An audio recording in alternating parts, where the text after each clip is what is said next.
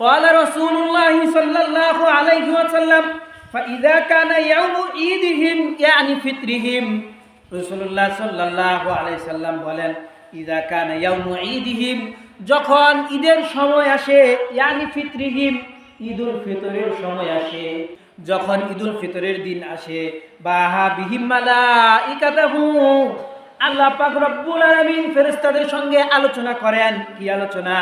আল্লাহ বলেন ফাকালা ইয়া মালাইকাতি আল্লাহ বলেন হে ফেরেশতারা মা জাযাউ আজিরিন এখন তার হুকুম মালিকে তার প্রতি কি কাজটা করবে এখন মালিক কি তার পরিপূর্ণ প্রতিদানটা সওয়াবটা এই টাকাটা দিয়ে দিবে আল্লাহ ফেরেশতাদেরকে জিজ্ঞাসা করলেন ফেরেশতারা বলে ক্বালু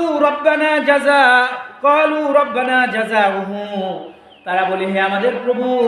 নিশ্চয় যে বান্দা আমল করলো তার পরিপূর্ণ প্রতিদান দিয়ে দেওয়া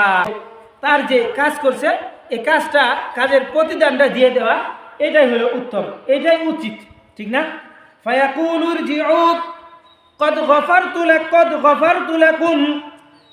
وبدلت سيئاتكم حسنات আল্লাহ পাক রব্বুল আলামিন বলে ফেরেশতারা তোমরা যাও আমার এই বান্দা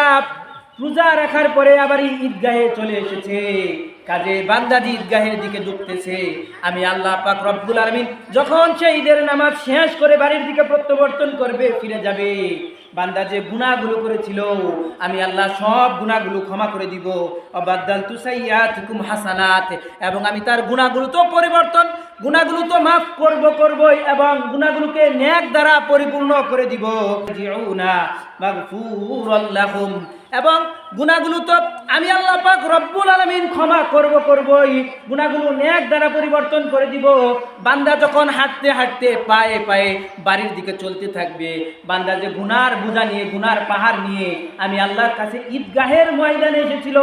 বান্দা ঠিকই যাবে কিন্তু এই গুনার বোঝাগুলো আমি আল্লাহ পাক রব্বুল আলামিন তার থেকে দূর করে দিব গুনাহ মুক্ত হয়ে নিষ্পাপ হয়ে বান্দা বাড়ির দিকে ঢুকতে থাকবে।